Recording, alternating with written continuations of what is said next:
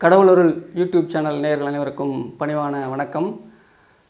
அடியேன் ஜோதிரத்னா ராம் சென்னையிலிருந்து. சனிப்பெயர்ச்சி வரக்கூடிய 20/12/2023 அன்றைக்கி தொடங்கி 20/2/2026 இந்த காலகட்டங்களில் சனி பகவான் வக்ர நிவர்த்தி அடைஞ்சு மகரத்திலேருந்து கும்பத்துக்கு வர்றாரு. ஆக்சுவலாக சனிப்பெயர்ச்சி இந்த காலகட்டம் தான். இப்போது சனி பகவான் கர்மக்காரகன், நம்மளுடைய கர்மாவுக்கு ஏற்ற மாதிரி பலன்களை கொடுக்க போகிறார். எந்தெந்த ராசிக்கு என்னென்ன மாதிரியான பலன்கள் கொடுக்க போகிறார்னு பார்க்க போகிறோம். ஆக்சுவலாக சனி பகவானை நம்ம பயப்பட வேண்டிய அவசியமே கிடையாது, உணர்ச்சி வசப்பட வேண்டிய அவசியமும் கிடையாது. ஆனால் சனி பகவானை உணரணும், சனி பகவானை ரியலைஸ் பண்ணணும். நம்மளுடைய கர்மாக்கள் எந்தெந்த மாதிரி கர்மாக்கள் செஞ்சுருக்கோம், பிராப்தம், சஞ்சிதம், ஆகாமியம், இந்த 3 கர்மாவை பேஸ் பண்ணி இந்த ஜென்மத்தில் ஆகாமிய கர்மா, இந்த ஜென்மத்தில் என்னென்ன பலன்கள் நல்ல நன்மைகள் செஞ்சுருக்கோங்கிறத பொறுத்து சனி பகவான் நமக்கான பலன்களை கொடுக்க போகிறார். 7.5 சனி, அஷ்டம சனி, கண்ட சனி, இதுக்கெல்லாம் ஆக்சுவலாக நம்ம பயப்படவே வேண்டாம். நம்ம என்ன செஞ்சுருக்கோமோ அதுக்கான பலன் கிடைக்கும் அப்படிங்கிற மைண்ட் செட்டில் இந்த வரக்கூடிய சனிப்பெயர்ச்சி, கும்பத்தில் இருக்கக்கூடிய சனிப்பெயர்ச்சி, கும்பம் அப்படின்னா லாபஸ்தானம், காலபுருஷத்துக்கு லாபஸ்தானம். சனி பகவான் பார்த்திங்கன்னா பொதுவாக தொழில் ரீதியான விஷயங்களை நல்ல ஒரு மாற்றத்தையும் ஏற்றத்தையும் கொடுப்பார். யாரெல்லாம் கெடுபலன்கள், அதாவது தீய வழியில் போகிறாங்களோ அவங்களுக்கெல்லாம் சனி பகவான் என்றைக்குமே விட்டு பிடிப்பார்னா அவருடைய காலகட்டங்களில் 7.5 சனி, அஷ்டம சனி, இந்த காலகட்டங்களில் சனி பகவானுடைய கெடுபலன்களை நாம் எதிர்பார்க்கலாம். தொழில் ரீதியான முன்னேற்றம், முதலாளிகள் கூட ரிலேஷன்ஷிப் நல்லா இருக்கிறது, அதே மாதிரி கீழ்நிலை தொழிலாளிகளை நம்ம கவனிச்சிக்கிறோமோ, நமக்கு கீழே இருக்காங்க, அதாவது பாமர மக்கள், துப்புரவு தொழிலாளர்கள், இவங்கள்ட்டெல்லாம் நம்ம எப்படி நடந்துக்கிறோம், இதெல்லாம் பொறுத்து. அதே மாதிரி இந்த தான தர்மங்கள்லாம் சனி பகவானுக்கு நல்ல ஒரு பிடிச்ச விஷயம். ஸோ இந்த சனி பகவான் பொதுவாகவே இந்த காலகட்டங்களில் லாபத்தை தரக்கூடிய சனி பகவான். எல்லாருக்குமே ஓரளவுக்கு லாபங்கள் கிடைக்கும், தொழில் ரீதியான முன்னேற்றங்கள் கிடைக்கும், உறவினர்கள் கூட ஒரு நல்ல ரிலேஷன்ஷிப் கிடைக்கும். இந்த காலகட்டங்களில் கெடுபலன்களை பொறுத்த வரைக்கும் பெரிய அளவு பாதிப்புகள் நம்ம இந்த மேஷராசிக்கும் விருச்சிக ராசி, இந்த ராசிக்காரர்களுக்கு கொஞ்சம் கவனமாக இருக்க வேண்டிய காலகட்டம். அதுவே சனி பகவான் இந்த காலகட்டங்களில் கும்ப சனி என்றைக்குமே கொட்டி கொடுப்பார், அதாவது பொருளாதார ரீதியாக முன்னேற்றத்தை கொடுப்பார் அப்படிங்கிறது தான் நம்ம. அடுத்து இப்போ நம்ம ஒவ்வொரு ராசிக்கும், மேஷ ராசியிலேருந்து மீன ராசி வரைக்கும் சனி பகவான் எந்தெந்த மாதிரியான பலன்களை கொடுக்க போகிறார் அப்படிங்கிறத பார்க்க போகிறோம். 11 நாளில் உங்களின் A to Z பிரச்சனைகளுக்கும் நிரந்தர தீர்வு. புகழ்பெற்ற கேரள மாந்திரீகம், சக்தி வாய்ந்த அரபி முஸ்லிம் மாந்திரீகம், பரிகாரம், பூஜை, பிரசன்னம் மூலமாக செய்வினை, வியாபார முடக்கம், உடல்நலக் கோளாறு, நீண்ட கால நீதிமன்ற வழக்கு போன்ற அனைத்திற்கும் 100% தீர்வு காண அதோடு உருவேற்றிய எச்சினி குட்டியும் கிடைக்கும். உடனே தொடர்பு கொள்ளுங்கள் ஜெயா டிவி புகழ் மேல்மருவத்தூர் குருஜி ஞானகுரு அவர்களை. மகர ராசி நேயர்களுக்கு அன்பான வணக்கம். மகர ராசிக்கு சனி பகவான் 2ஆம் இடத்தில் பயிற்சி ஆகிறார். அதாவது கும்பத்தில் இருந்து கொண்டு கும்பத்தில் ஆட்சி ஸ்தானத்தில் இருக்கார். அதே மாதிரி 8ஆம் இடத்தை பார்க்கிறார். ராசிக்கு 8ஆம் இடம் சொல்லக்கூடிய சிம்மத்தை பார்க்கிறார். ராசிக்கு 11ஆம் இடம் சொல்லக்கூடிய விருச்சிகத்தை பார்க்கிறார். 2, 8, 11 இந்த 3 பாவத்தையும் சனி பகவான் இந்த பயிற்சியில் பார்த்துட்டு பலன் அளிக்கப் போகிறார். 2ஆம் இடம் ஆட்சி ஸ்தானம்.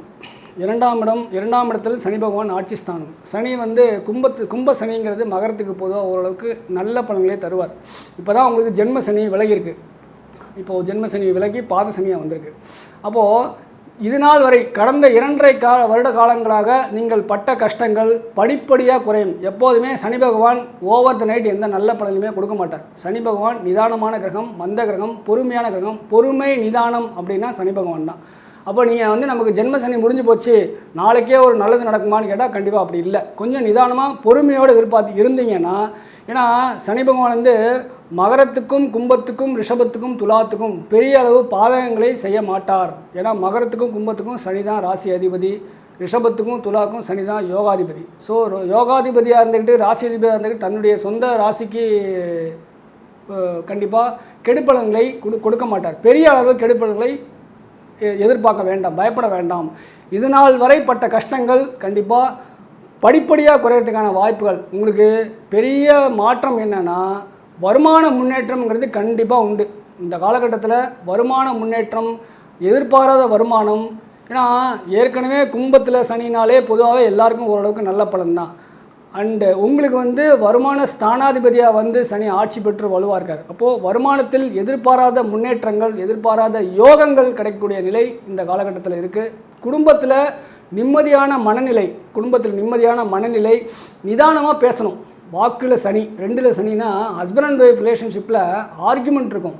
பேசும்போது ப்ராப்பராக ஒரு என்ன சொல்கிறது, நம்ம கரெக்டாக பேசினாலும் அது போய் ரீச் ஆகும்போது தவறாக ரீச் ஆகும். மிஸ் அண்டர்ஸ்டாண்டிங் வரதுக்கான வாய்ப்பு இருக்குது. அப்போ நிதானமாக பேசுகிறது, கவனமாக ரிலேஷன்ஷிப்பை கையாளுறது, இதெல்லாம் வந்து குடும்ப ஸ்தானாதிபதி சனி தான், அவர் ஆட்சி பெற்றிருக்காரு.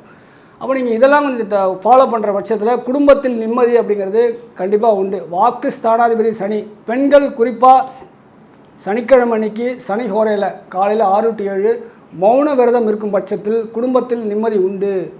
குடும்பத்தில் நிம்மதி வேணும்னா நீங்கள் மௌன விரதம் இருக்கணும். மௌன விரதம் இருக்கிற பட்சத்தில் உங்களுடைய கணவருடைய வருமான முன்னேற்றம் இருக்கும். உங்களுக்கான குடும்ப அமைதி, குடும்பத்தில் ஒரு நிம்மதியான மனநிலை சூழ்நிலை உருவாகும்.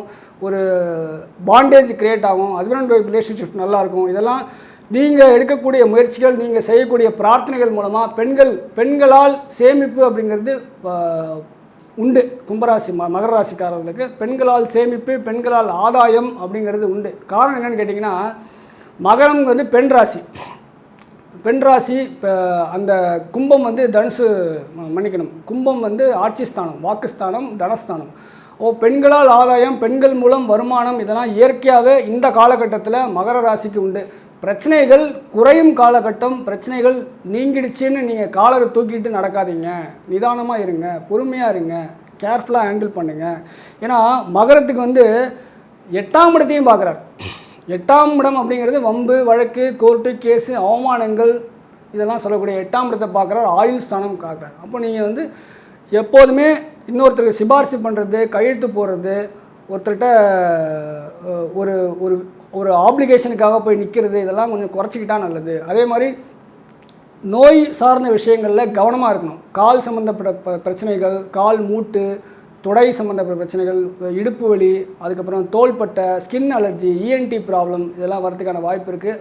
வயிற்றில் வந்து கொஞ்சம் கொலஸ்ட்ரால் இஷ்யூஸ்லாம் அக்ரிவேட் ஆகிறதுக்கான சான்சஸ்லாம் இருக்குது. ஹெல்த் இஷ்யூஸு, ஹார்ட் ப்ராப்ளம்லாம் இருந்தீங்கன்னா கொஞ்சம் உடனுக்குடன் அதை அட்ரஸ் பண்ணி வருஷத்துக்கு ஒரு ட்ரிப்பு மெடிக்கல் செக்கப் அதெல்லாம் நீங்கள் எடுத்தே ஆகணும். ஏன்னா 8ஆம் பார்வையாக பார்க்குறார், 8ஆம் இடத்தை பார்க்கிறார்.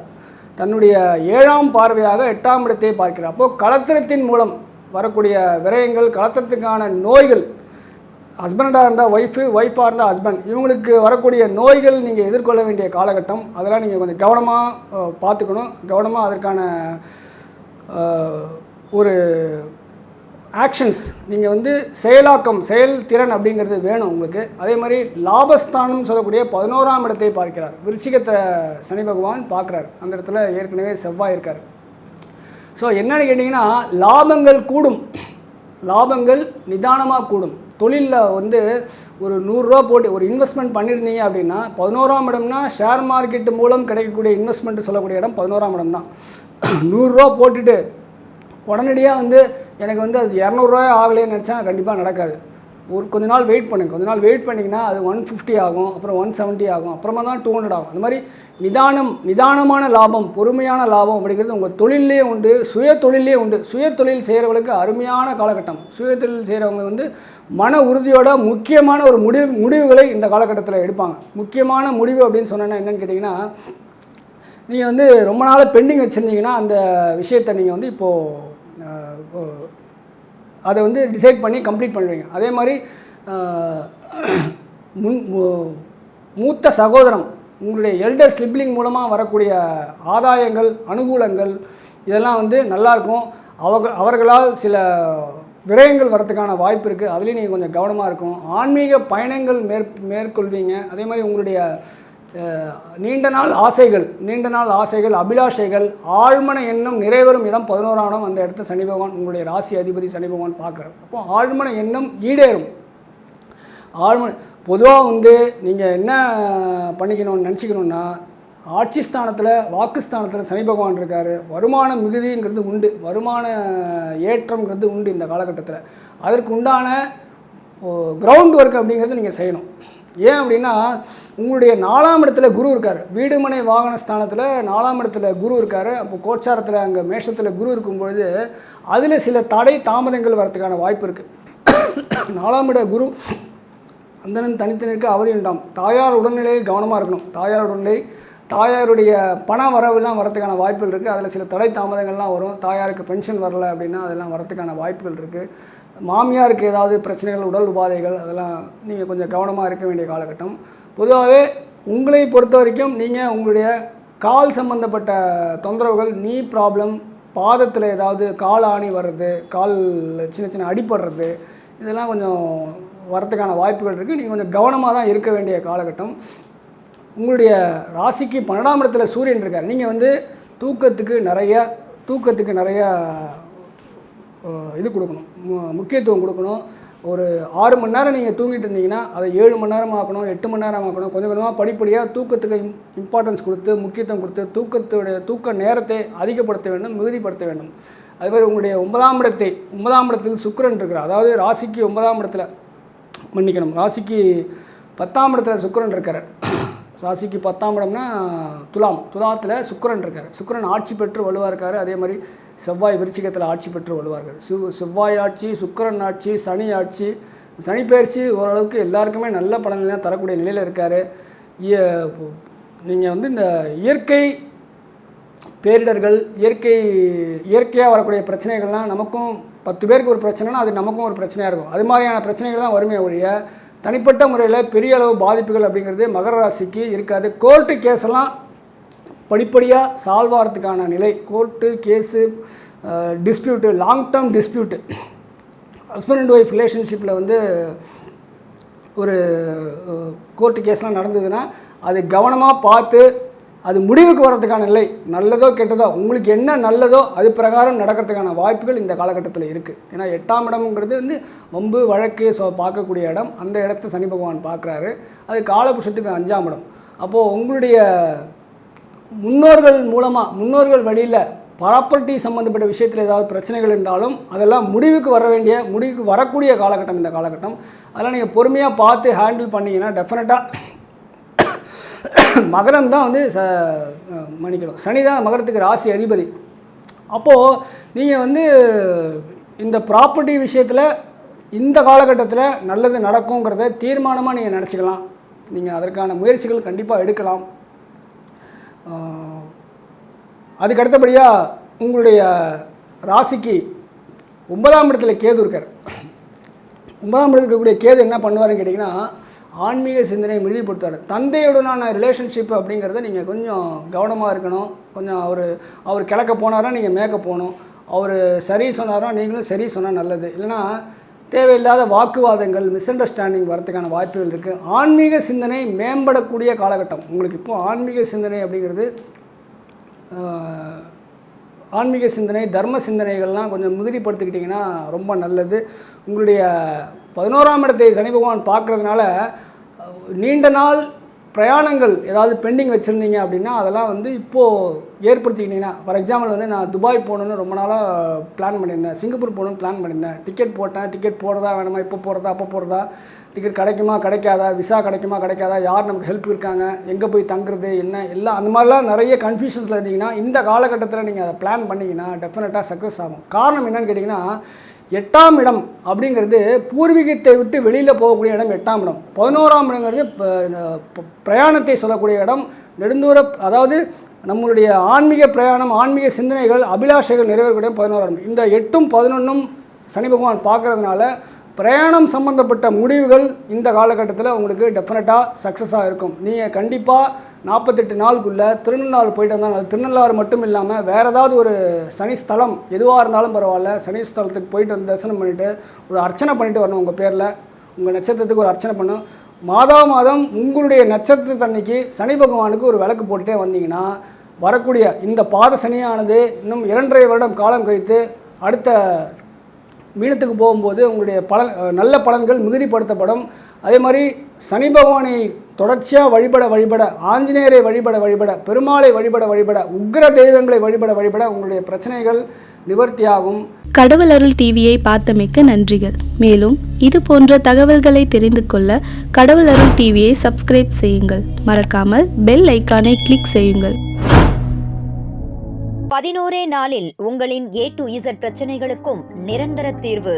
புகழ்பெற்ற கேரள மாந்திரீகம், சக்தி வாய்ந்த அரபி முஸ்லிம் மாந்திரீகம், பரிகாரம், பூஜை, பிரசன்னம் மூலமாக செய்வினை, வியாபார முடக்கம், உடல்நலக் கோளாறு, நீண்ட கால நீதிமன்ற வழக்கு போன்ற அனைத்திற்கும் 100% தீர்வு காண அதோடு உருவேற்றிய எச்சினி குட்டியும் கிடைக்கும்.